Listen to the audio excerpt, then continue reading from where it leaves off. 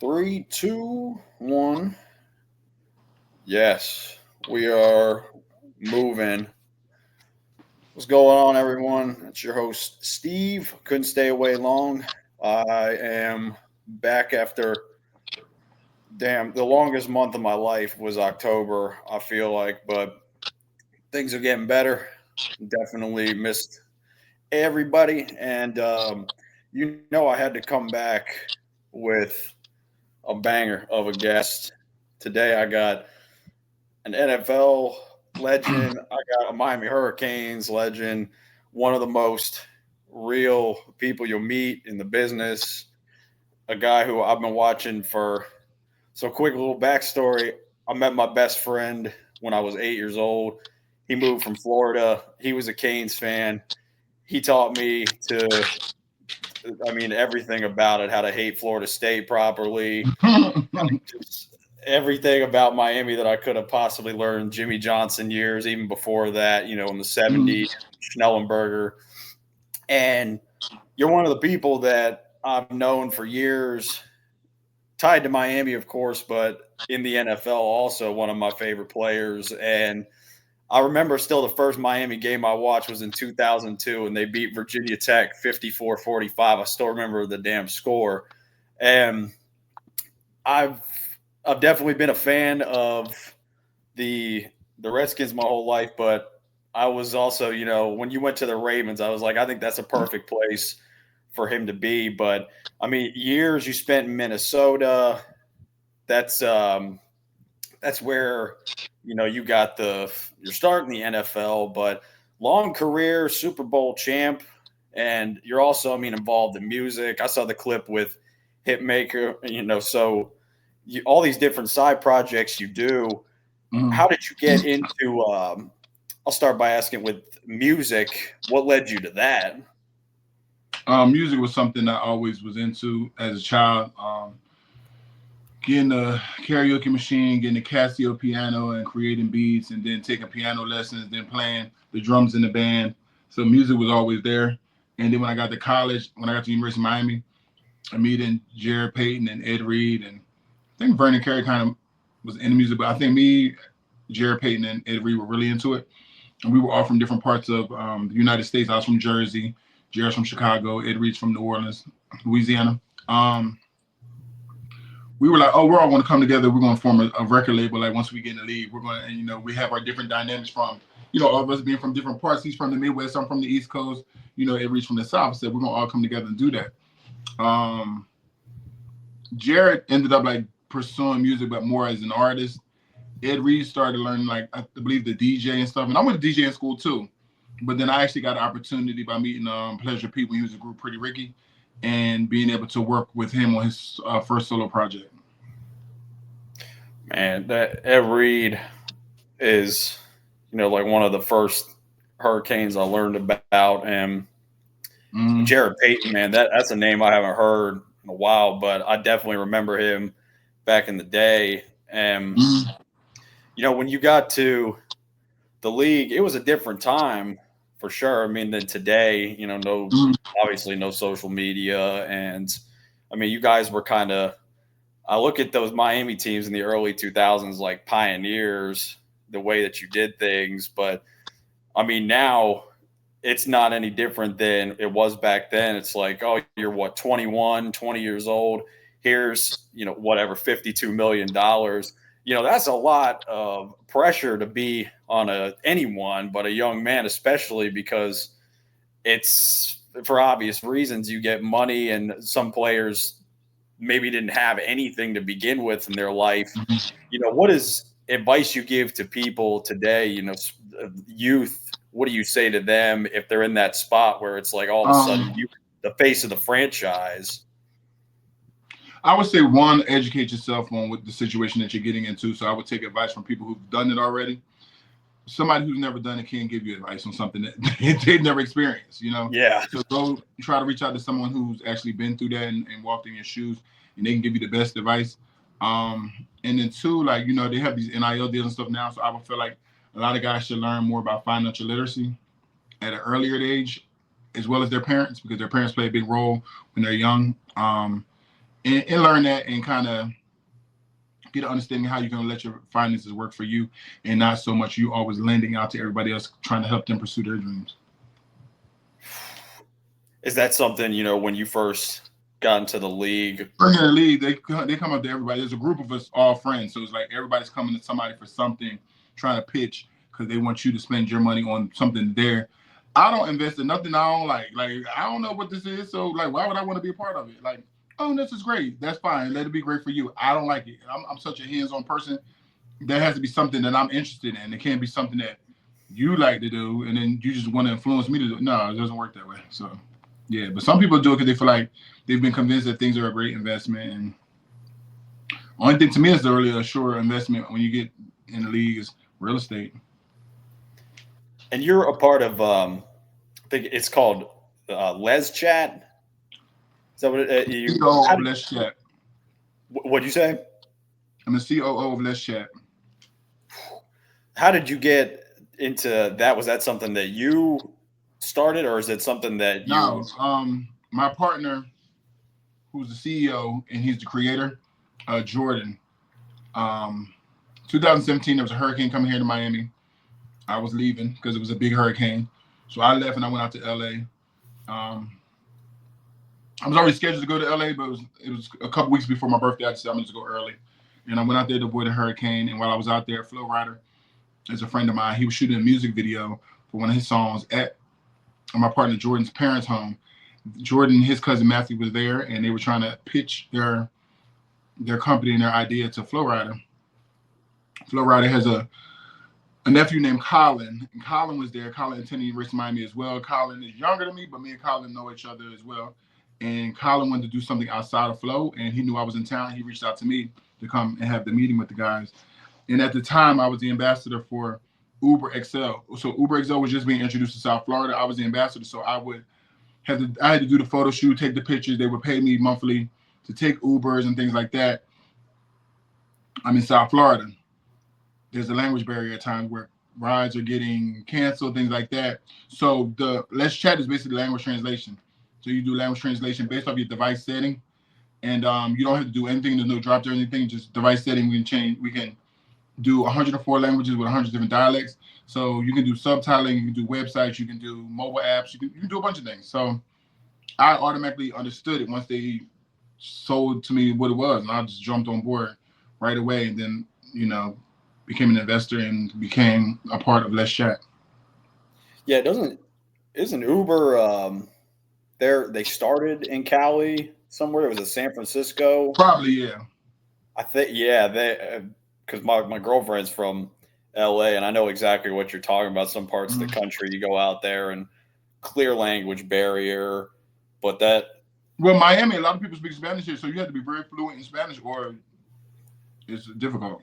It's the same, yeah. When you're in Miami, for sure, I noticed that because that's one place in Florida I've not gotten to go to yet, but I just moved down to the Jacksonville area about 7 months ago. Okay. So I'm trying to make my way through the state, and I've only seen Miami play in my home state in Virginia twice against UVA, which is because I grew up in Charlottesville, so that was the only time I got to see them. Was one year they were really bad in, I think, 2006 it was, and then the other year was one of the years Brad Kaya was there. It was so crazy that his mom was in the movie Friday. Bye, Felicia. Damn.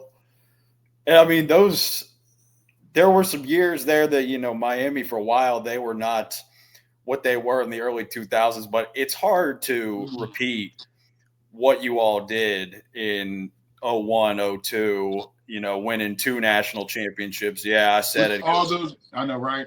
With all those great 2.5, because we should have won. We should have played against Florida State in 2000 season, but we got gypped out of that in Florida. I mean, we should have played against Oklahoma, but Florida State ended up playing them somehow, even though we had just beat them later in the season. But it's hard to assemble all those type of players all on one team at one time. You know what I'm saying? And luckily back then too, there was no portal. Where if there was, it wasn't popular at the time. So you was forced to stay there and fight for your position, which made everybody even better because it challenged everybody. Yeah, I remember that game against Ohio State. I remember So that was my first year in the league. Yeah, they were. They said after that the penalty happened.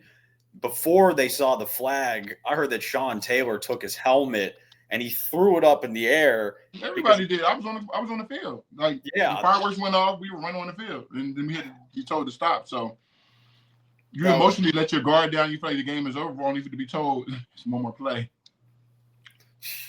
I still think. I mean, that's one of the greatest games before. The referee who did that was from Ohio. Like that was a whole little, to me, a scam. Anyway, like when they did their research and everything, it was like it was a bad call, and look where the ref was from. You could hear. I mean, even the announcer. I think it was Dan Fouts. He said "bad call" live, and I remember watching that. My dad is a lot of family from Ohio, so we were dueling. He was OSU people. I was Miami people. I was like about to go to bed because I said this is going to end up being Ohio State's going to get it somehow. This is just not in the cards. But of course, I mean, y'all were celebrating. And fast forward, 4 years later, one of the coolest moments of my football life was I got to go to the Redskins training camp in Ashburn, Virginia in 2006. And I met Sean. I mean, like I high-fived him, and he was signing autographs for a big group of kids that were there. Mm-hmm.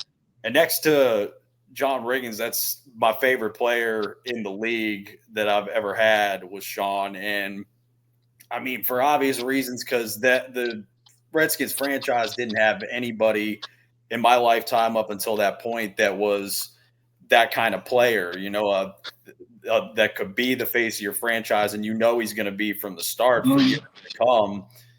And that was one of the worst mornings of my life, finding out when he was gone.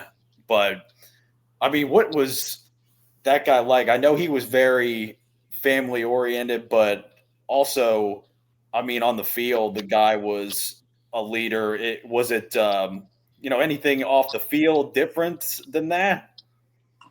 I feel like Sean was a team player. Sean was a winner too, so he was all about winning and doing whatever it took for all of us to win. Like, you know what I mean? But he was able to learn from my group. We were the seniors when he came in, so he was able to learn from like myself and Ed Reed and guys like that. And he pretty much carried that tradition when we left. And he made like a lot of plays, so therefore a lot of people respected him and listened when he spoke. He didn't speak often, but when he spoke, people listened, and he earned a lot of people's respect because he went out there and just played at a high level all the time. I remember one time he got in trouble like at practice for something, and they put him on scout team, and he was lighting our people up, and they're like, all right, we got to take him off scout team because it was like he was taking his frustration out now, but it was like you're taking out on some of the starters and you're like lighting them up, so we have to you gotta get him out of here. So yeah, God, he plays at one speed.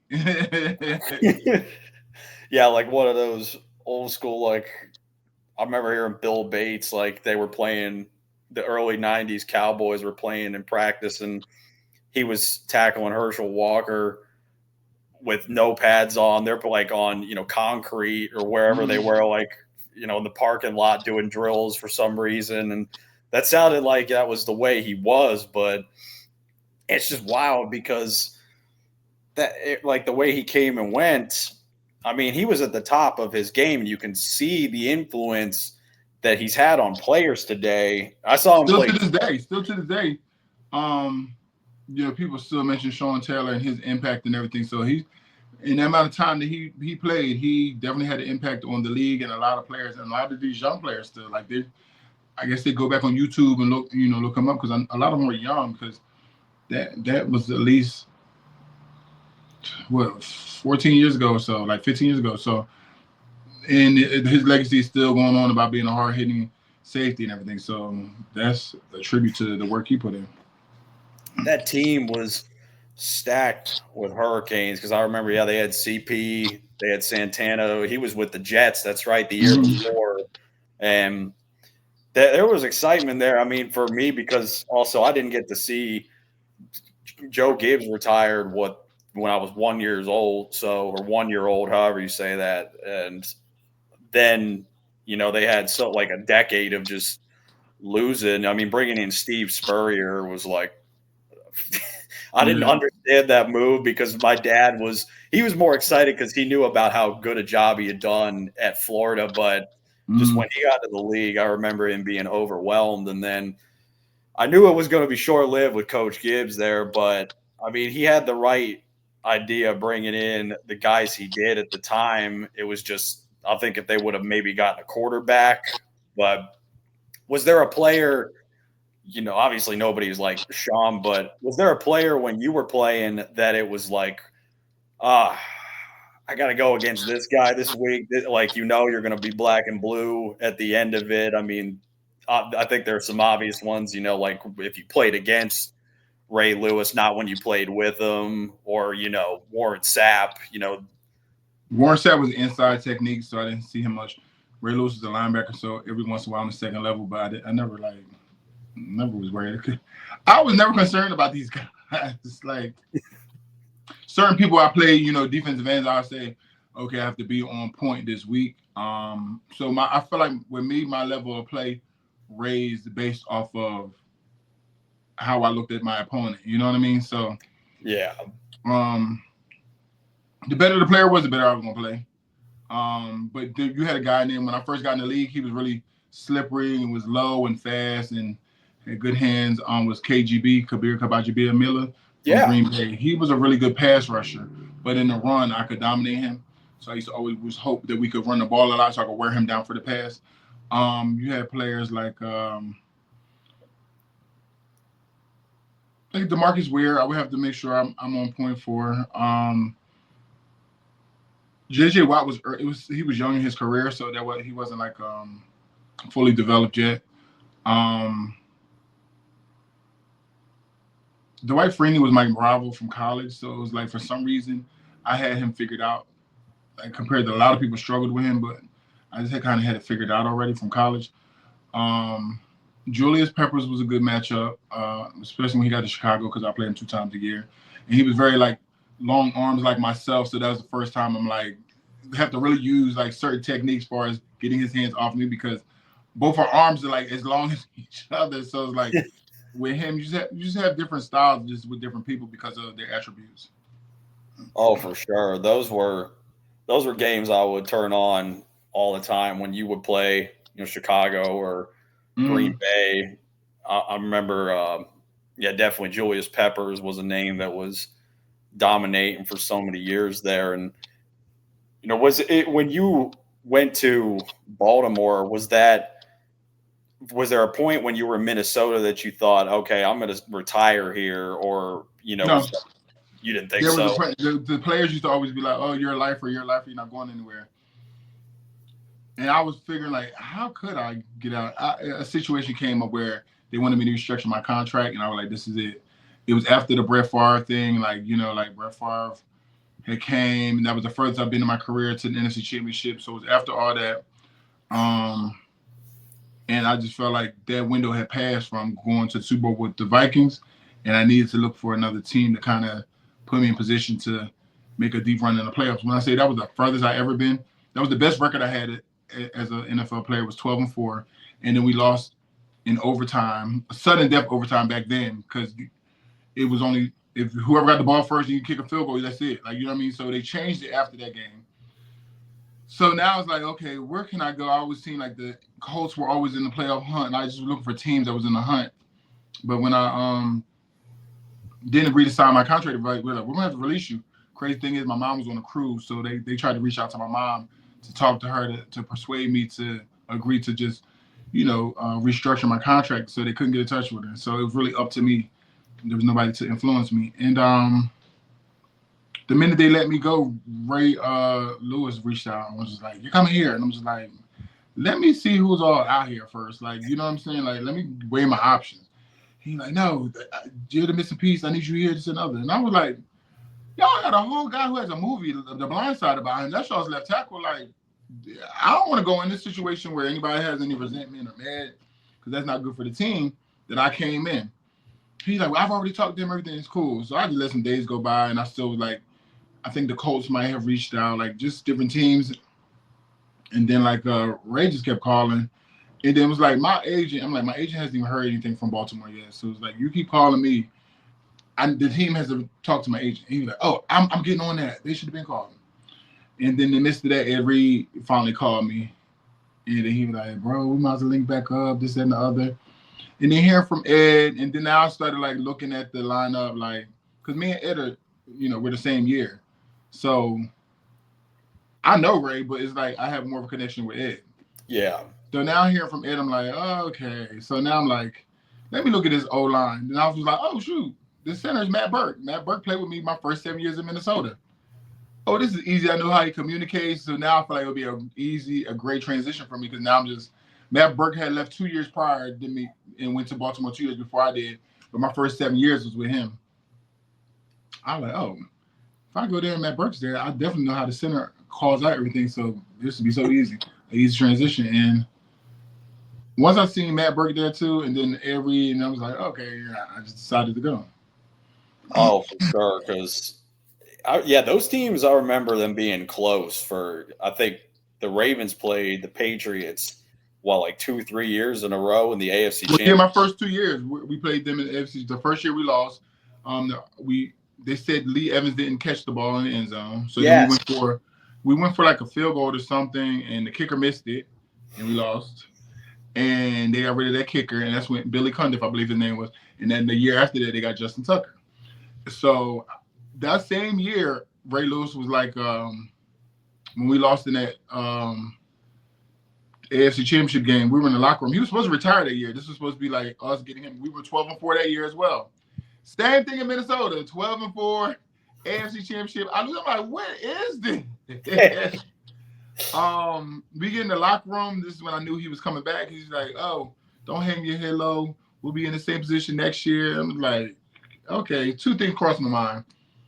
You're coming back because you said you're speaking about next year. And then 2, how are we going to be in the same position? Like, what's the odds of us playing here again in the AFC Championship? Lo and behold, we beat Denver in the second round or whatever that was.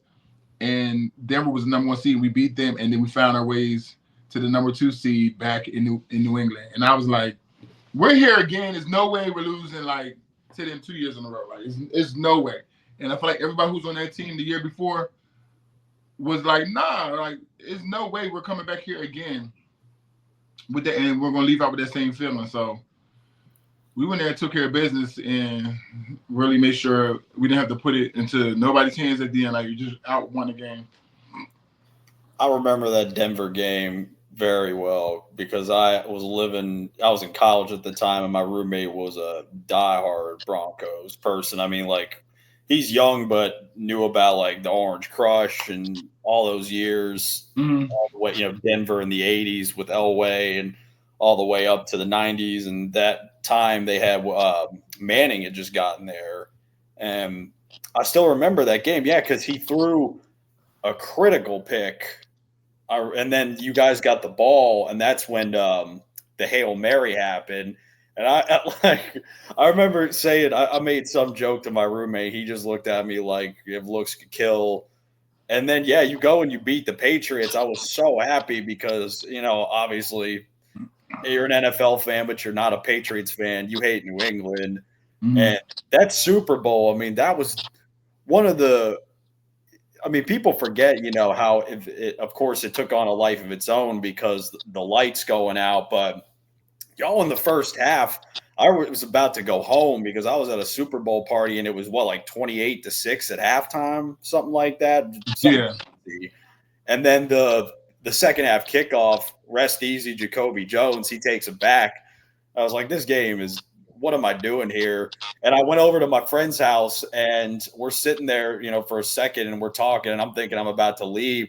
And then the lights went out. And so I'm like, I better stay. And it turned into that game where, Kaepernick, the incomplete pass. And I was happy to see Ray get one more because, and for Ed to get one, that team worked hard for so many years. I mean, they set the standard defensively, but I'd forgotten all about Burke being there And for you, I mean, that must have just been like what was that like Super Bowl week with Ed Reed down there? And I thought I was back in college because, we won the national championship together too. So I just felt like we were like in college all over again.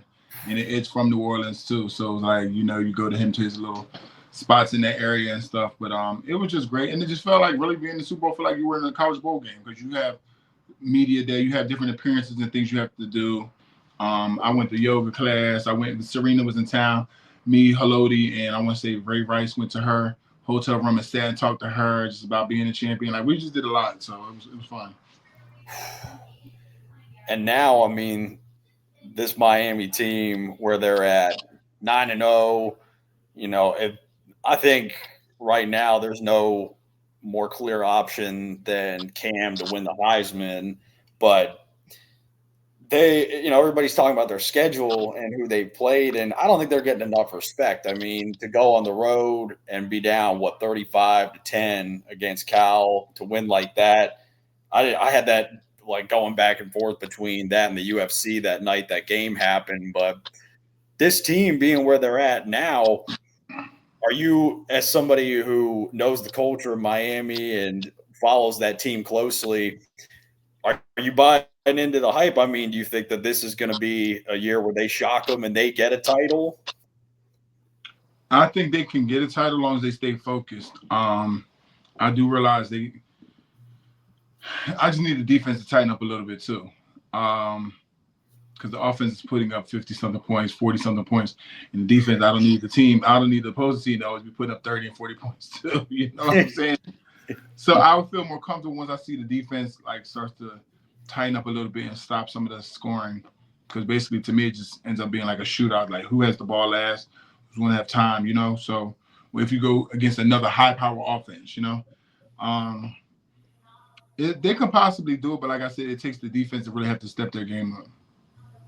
Yeah, the secondary, I know when I've been watching games, there's a Discord on the website that I use to stream, and everybody just talks about that secondary needs to tighten up Miami. Otherwise, they're just – but it has been that way. Defensively,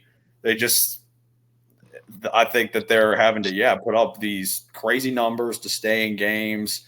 Right. And if that happens, I mean, because you look at all the other teams in the top – 5, the only one that's really played anybody is Georgia, and I mean they beat Alabama, who's not at their best. Ohio State just beat not Michigan, Penn State, but they put it away by a touchdown at the very end. So I'm not convinced on any of them. They say Oregon is the clear number one, but I don't know. I just don't have that feeling with Oregon right now. So it's anybody's season. I mean, it's kind of the same in the NFL where I don't know if there's really like other than the Chiefs, because I think they're the only undefeated left, where you have a team that's clearly on the path to the Super Bowl from the NFC.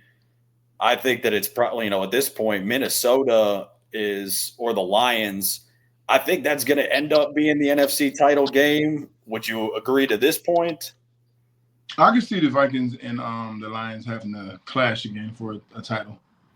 They had a really good game when they played in Minnesota about 3 weeks ago. It basically came down to Minnesota running out of time, had the ball, and just didn't have enough time to get down the field. I would love to see, Detroit just because of all they've been through, but I love Minnesota too. I mean, I've always had a lot of respect for those teams because they had the way that they would always just get there and be bridesmaids in the 70s. I've always wanted to see him win ever since then. And I'll never forgive Favre for, you mentioned that 2009 NFC title game. That pick at the end was just, I remember he was running and I was thinking like, okay, he's going to go out of bounds here and they're going to have to kick a long field goal. But I was like, he somehow made it through the game, and then what happened next. But that rule change needed to happen for sure. And, it's a different league now than it was even back then. But Minnesota, I mean, they've gotten close in the last decade, I know a couple times, and that's just it. I mean, I feel like there's no team that's really close to them at this point other than Detroit, because the Packers, I was picking for them to go pretty far, but then Love got injured, and the Niners, they're not they didn't turn out to be what I thought they would be. So I would love to see it. I mean, either the Vikings or the Lions get it done this year, but in the AFC, do you think it's going to be a repeat of last year with the Ravens and the Chiefs? The Chiefs. I think it can be. I feel like those are the two favorite and kind of more powerhouses in the AFC. So it can come down to those two teams. I was actually at the season opener in Kansas City when they played the Ravens, and that was a close game as well. And hopefully Baltimore. I feel like Baltimore is playing better football now, and we'll probably come back out and play a more physical and tougher game against them if they meet each other again. I don't know with the Chiefs. I mean, that's one thing is I think the Ravens, they need to just not get back to that, but that's the key is just make Mahomes uncomfortable. Like the way that I think about the Giants, the way that they took down the Patriots in that Super Bowl in 07, or it was 08 was the year it happened, but just Tom Brady was never comfortable in that game. That's what's got to happen to Mahomes is he's got to just feel like I can't move at all. And you got him wrapped up because the Chiefs are, they have their obvious people that they're going to go to, feed Kelsey, the run game. If they get it established, they're hard to beat. But the Ravens, I feel like if there's ever a year for them to do it, it's right now because you're hungry after last year, just how flat they were in that championship game. It was infuriating because I wanted Baltimore to win so badly. In the championship game, too, Lamar didn't play his regular game. He's tried to be more of a pocket passer and wasn't using his legs at all. So I was kind of like annoyed with that, too. Because we're like, that's what got you all the way to this position. And then now you're acting like you can't use your legs. Who have been their running backs that they've had other than, Derek, I know now, but Baltimore really hasn't had that runner that they need since, I saw you all play in 2012 against the Redskins, actually, the game where RG3 got hurt. I was at that game. Yeah, exactly. I remember being like, Baltimore finally has a run game for the first time since Jamal was there, Jamal Lewis. But after that, I don't know, after Ray Rice, it felt like there wasn't that marquee name that they were able to put out there. And now, do you think that Baltimore, this is a year where it's, if you had to pick league MVP, would you say this is Lamar's year? I feel like he's gotten it a few times, and I just feel like, but then it's like, get to the big dance at this point. It's true. Yeah, in 2000, that's exactly what Brian Billick was saying, with the Ravens. He was like, why go to the playoffs if you're not even going to take a chance at getting the ring? That's what I want. This one's like MVP. Like, get to the game. Like, get to the big game at this point. Yeah. If they get there, the MVP thing is like it's a self thing. But as a team, I want to see y'all progress. Like, it's true. I'm just so hyped for that team because and that area, I should say, both teams are doing well. And Jaden Daniels, the year he's having, people are talking MVP with him.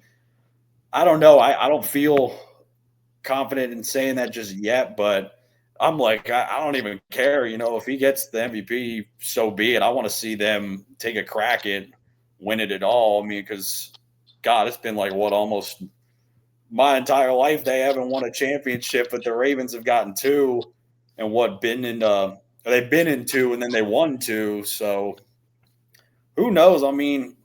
It's wide open right now, and same thing in college. I just Miami, they got to go get a championship because I didn't get to see them in 01 win it because I was not following that team yet, but I would love to see that kind of performance that they put on against Nebraska.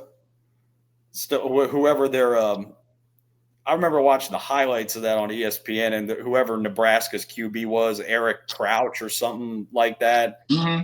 Yeah, I remember a shot of his eyes after some sack in that game, and he was just like, "I'm in hell right now." I don't know. I got Miami at least being in the number 3 spot going into the playoffs, but they're on track, in that program. They went through some stuff for a little while there. It's so good to see, man. And, it's good to talk to somebody who's on the inside like that because I think you've been up front for a couple different Mm-hmm. teams. But Miami is, when people know your name, they think about you with the Canes. I saw you on an NFL top 10 show. That's what gave me the idea to reach out to you. Oh yeah, for college. Yeah, and I'm like, well, he's definitely somebody that if I could get, because you're actually the first NFL player that I've had on this podcast. I've only been doing it for 2 years, not even. Okay. December of 2022, but it was a dream guest because I was like, to talk to somebody who was in Miami in those days, with Coker and those teams. Mm-hmm. This has been cool, man. And I definitely, if we could line this up again, I'd like to do one after the season, the college football playoffs. I'm hoping it goes their way, man. But appreciate your time today. And Oh yeah, no problem. we will definitely make this happen again. And I want to shout out a couple people. I got my sponsor, W Energy.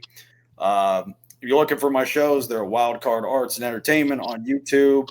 We've got, a guy who is, I think, easily one of the best offensive players in the NFL for the last, of all time, but definitely the last 25, 30 years right here today. B-Mac, appreciate you being on, man. Oh yeah, no problem. Be good, and we'll do this again soon. Okay. Take it easy. All right.